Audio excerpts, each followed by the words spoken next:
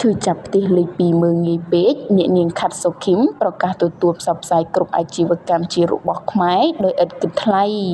ឈឺចាប់ក្នុងការមើងងាយនិងការឈ្លានពានរបស់ផ្ទះលេខ2មកលើប្រទេសកម្ពុជាតារាចម្រៀងពហុជំនាញអ្នកនាងខាត់សុខីម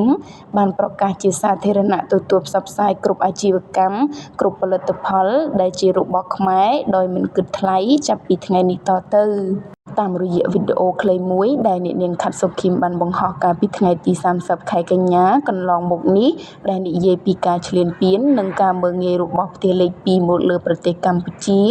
បានធ្វើឲ្យមហាជនជាច្រើនផ្ទុះការសរសើរ